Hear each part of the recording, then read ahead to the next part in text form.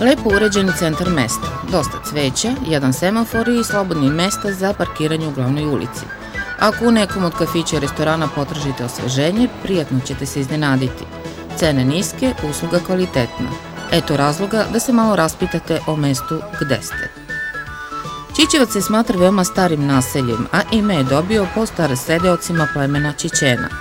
Predanje kaže da se ovo mesto najpre zvalo Ćićenac, a da je kasnije dobilo ime Ćićevac po ugledu na susedni Kruševac. Dolaskom Slovena raspršili su se na više strana širom Balkana, a jedna grupa je otišla pod planinu Učku na poluostrvu Istru, gde se ceo tamošnji kraj zove Ćićarija. Ali to je neka druga priča. Nas je zaintrigirala priča o Tromoravlju i Mojsinjskoj Svetoj Gori. U trouglu Tri Morave prostire se Mojsinjska planina, koja se nastavlja iz Jastrebačkog masiva i sužava ka Stalaću. Tu se dve reke sastaju i prave Veliku Moravu. Ova planina predstavlja jedan od najstarijih masiva Srbije i u geografskom smislu su označene kao vrata Srbije. Na ovom prostoru se nalaze brojna preistorijska i antička nalazišta i ostaci puteva koji su nekada spajali jug i sever Evrope. Pronađeni su ostaci 77 crkvi i crkvišta, a potpuno ili delimično obnovljeni bogomolje u Mojsinjskoj Svetoj Gori ima oko 20. Nekada su se, kažu letopisci, ovde mogla čuti samo pojanje svetih haluđera i brujanje zvona. Nalaze se na danas prilično nepristupačnim mestima do kojih se teško dolazi.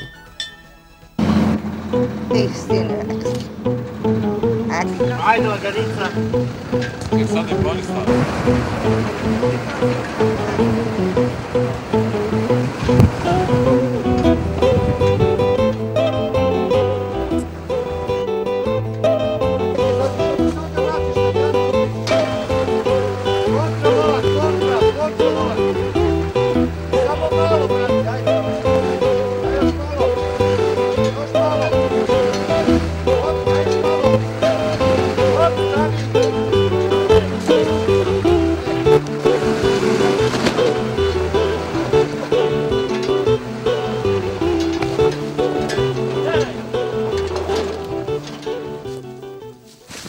Ali vredi svaki pokušaj. Crkva Svetog Jovana će vas ostaviti bez daha, u svakom pogledu.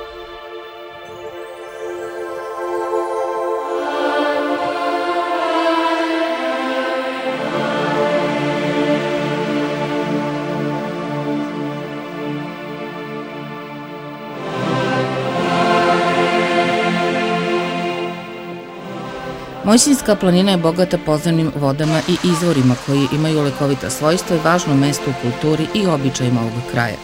Na samom ulasku u Mojsinjsku planinu iza crkve Svetog Jovana nalazi se 8 izvora, lek za sve bolesti po narodnom predanju.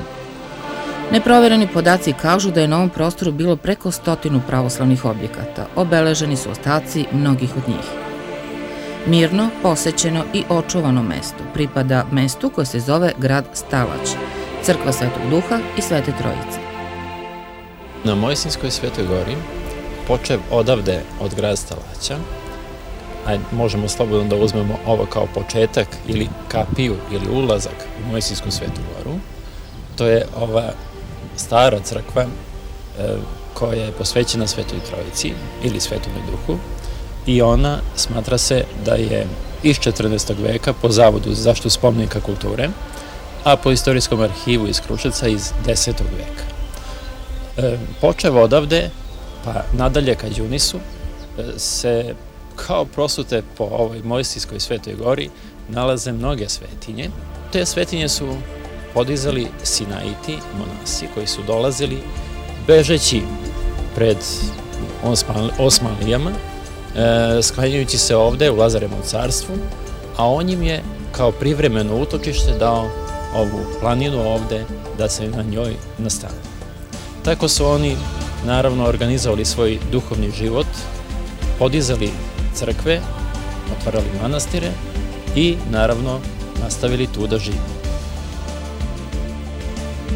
Do nekih verskih objekata se lako može doći i oni su u funkciji. Takva je priča vezana za crkvu Svetih Arhangela. Tu je sve i počelo sa likovnom kolonijom pod krilima Arhangela.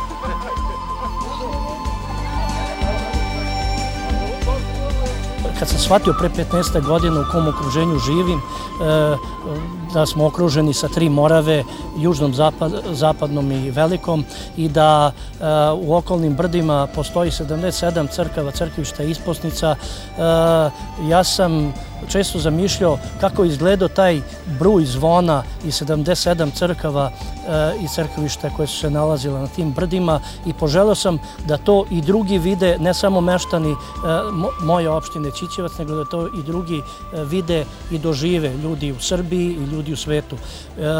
Tako je i nastala ideja, pre svega nastala je jedna lepa manifestacija sa prelepim imenom pod krilima Arhangela, koja se upravo ovde odvija u ovom ambijentu kod crkve Svetih Arhangela, čiji su temelji po predanju iz 10. veka. I jedna grupa entuzijasta se okupila i došla na tu ideju da se tu prvenstveno napravi likovna kolonija. Međutim, došlo se na ideju da se napravi jedan uopšte umetnički sabor koji će da okupi umetnike svih profila, i tako pre 11 godina je nastala likovna kolonija. Slikari iz Japana, Italije, Austrije, vajari iz Bugarske, Makedonije i Slovenije bili su fascinirani ovim predelom kao inspiracijom. Postala je to inspiracija i za film. Centralna tema je otkrivanje Mojsinjske Svete Gore i centralna tema prati neki hronološki sled, igrani i dokumentarni, dakle program kombinovano, da bismo malo izmaštali ono što nemamo u zapisima. U čestim ratovima gubila su se najpre dokumenta, a i glave. Tako da mi izmaštavamo u filmu ono što nije zapisano, što nije sačuvano, i veoma mnogo se oslanjamo na ono što je u narodnim predanjima, u narodnoj poeziji, pa ćemo, ja mislim, dočarati taj neki utisak. To će biti koji period? To će biti period vezan uglavnom za tu neku srpsku državu iz doba kneza Lazara i despota Stefana, sve do pada Stalaća 1413. godine, ali sa svim pratećim elementima, ne dakle samo te legendarne ličnosti kao što je vojvoda Prijezda i Todor od Stalaća, nego i obični ljudi, ribari, težaci, prelje, glumci, svi oni koji su mogli da prolaze kroz vrata Srbije, kako se inače naziva ovaj prolaz između Morave i Mojsinja. Svi na ovom filmu rade volonterski, odnosno dobrovoljno, a glumci su okupljeni iz redova Kruševljana, pošto je Kruševac uglavnom rasadnik za celo srpsko i jugoslovensko glumište. Mogu da pomenem eminentna imena poput gospođe Rade Đuričin, koja je pristala da igra u ovom filmu. Zatim su tu Vojin Ćetković, Branislav Trifunović, Nebojša Dugalić, Nebojša Milovanović, i bojim se da ću zaboraviti nekog od kruševačkih glumaca: Dejan Tončić, Slađana Nestorović-Ristić, Ivana Nestorović, zatim mnogo mladih ljudi koji su okupljeni ovde u Kulturno-umetničkom društvu, mladih glumaca amatera, čak i naš dramaturg iz Kruševačkog pozorišta, magistar Spasoje Ž. Milovanović, slikari koji inače dolaze na koloniju, muzičari, tako da će to biti jedan konglomerat ljudi koji vole da se druže i žele da ovom prostoru posvete taj svoj rad. Biće to romantičan film, prepun akcije. Vojvoda Prijezda i njegova ljubav Jelica svojom nesrećnom ljubavlju i svojom pričom zaseniće i Romea i Juliju. Sve će se dešavati na području Mojsinjske Svete Gore. Evo podižem 3 prsta i sklapam večni trougao. Prstom po pepelu, pepelom po krstu i hrastovom listu. Da izvidam reč ranjenu u ritama. Evo istrajavam žalopisna, hrastovi mi posečeni, na čelo stamen zasađen, za pojas igla zadenuta. Ustajem, da hrastovinu zašijem i stanac kamen razbijem, da misao me ne boli, nek oblačju kumuje. Evo podižem 3 prsta i sklapam večni trougao. Crkvu Svetog Marka, nekada duhovni centar kneza Lazara, danas obilaze samo seljaci. Očiste prostor kako bi zmija bilo manje. To je i jedina crkva u ovom kraju sa odlikama Moravske škole. Tu je i bunar u koji su prema predanju Turci bacili 70 monaha. Ne zna se starost ovog zapisa, ali možda pamti i te dane od pre 600 godina.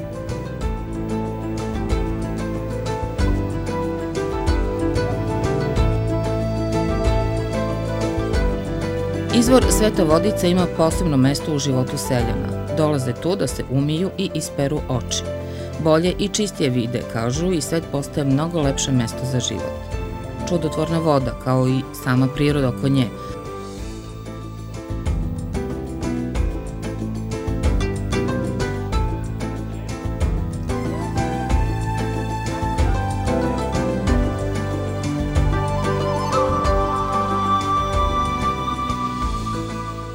Tu je selo Stevanac u kom ima dosta kuća vikendica.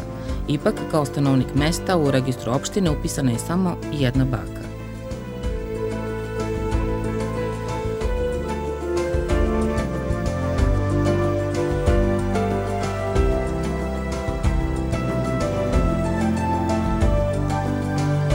Kao spomenik kulture koji je kategorisan kao kulturno dobro od velikog značaja za Republiku je i manastir Sveti Roman u selu Praskovče. I danas je živ, pohode ga mnogi. Poznati po tome što je tu sahranjeno srce grofa Rajevskog. Turisti dolaze u Sveti Roman kako bi videli grof pukovnika Nikolaja Rajevskog, ruskog dobrovoljca koji je nastradao u Srpsko-turskom ratu 1876. godine. Priču o Nikolaju i njegovom životu slavni ruski pisac Lav Tolstoj ispričao je u čuvenom romanu Ana Karenjina, stvarajući ga po uzoru na pukovnika Rajevskog, tačnije lik grofa Vronskog. U pisanim dokumentima manastir Sveti Roman prvi put se pominje u jednoj vizantijskoj hrisovulji iz 1020. godine, iz čega proizilazi da je znatno stariji od Hilandara, Studenice, Gračanice i drugih značajnih manastira srednjevekovne Srbije. Posvećen je Svetom Romanu, učeniku Ćirila i Metodija, pored crkve izvor svete vode. Hladna i bistra, kažu, pomaže svima koji imaju bilo kakav telesni ili duševni problem. 1898. godine Milojka Jocić iz sela Đunis pošla je na izvor po vodu i tu je srela Bogorodicu koja je rekla da se na tom mestu podigne crkva. Prilozima meštana tu bi sagrađena kapela od dasaka, a 1921. godine podignuta je zidana crkva posvećena pokrovu Presvete Bogorodice. Brojnim prilozima tu je podignut 80. godina i veliki hram. Za živopis mnogi kažu da je vrhunac savremenog freskoslikarstva u porti, koju su monahinje veoma lepo uredile, i grob devojke Milojke Jocić.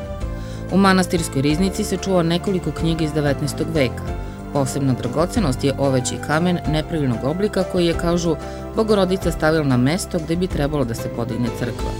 Kraj manastira je i izvor za koji narod veruje da je čudotvoran.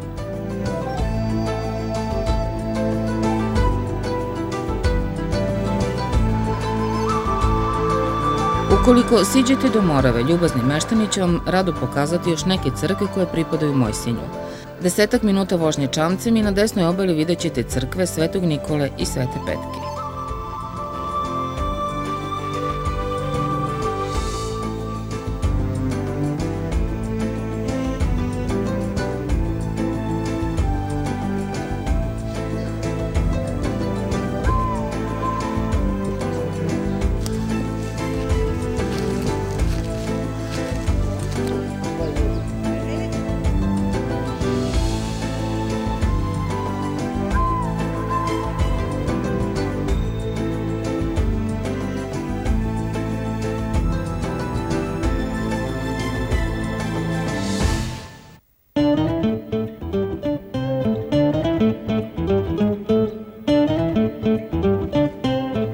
Poreklo neobičnog imena Mojsinjska gora, po legendi, potiče iz vremena cara Dušana Silnog. Vojvodi Mojsilu je naloženo da iskupi grehe zidanjem crkava i manastira. Tako je nazvana ova planina Mojsinjska Sveta gora, a jedno selo nosi ime po ktitoru.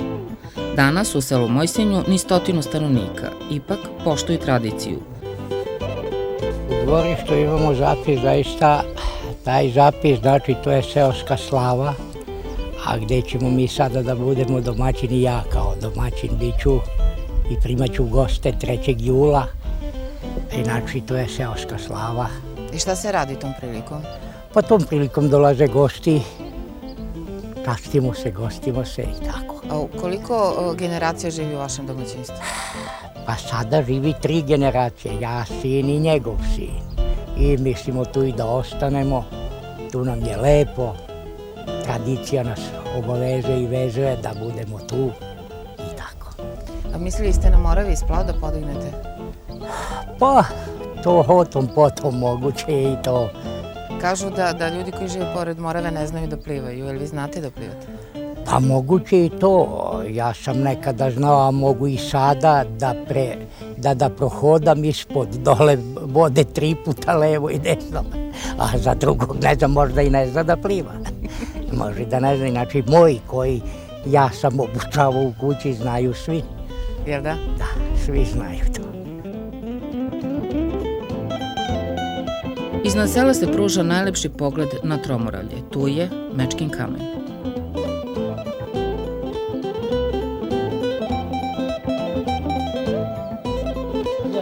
Nemoj da pomislite uopšte. Mi ne bežimo od tome.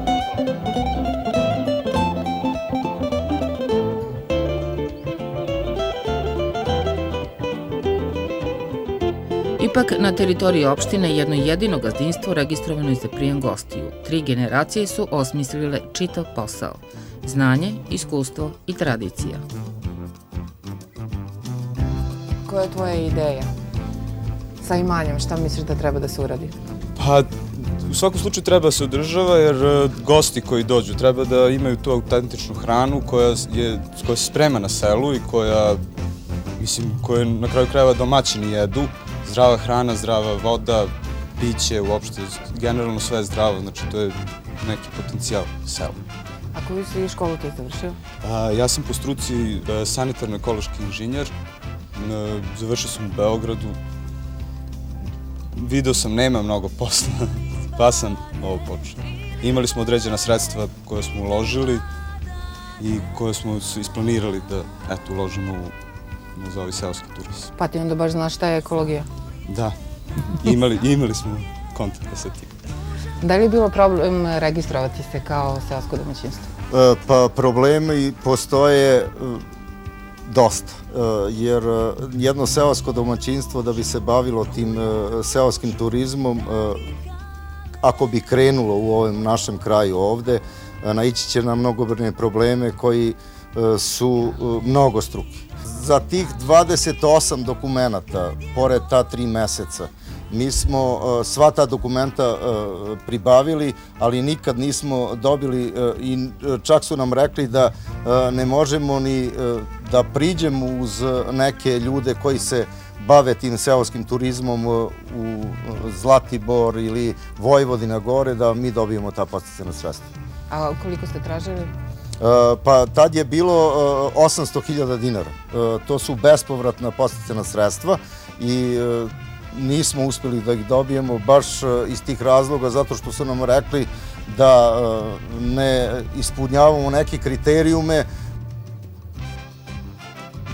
Možda je problem bio u tome što selo pripada opštini Ćićevac, Braljina je Kruševačka, pošta se vodi na Ražanj, sud je u Varvarinu, distribucija opet Kruševačka, a eparhija Niška.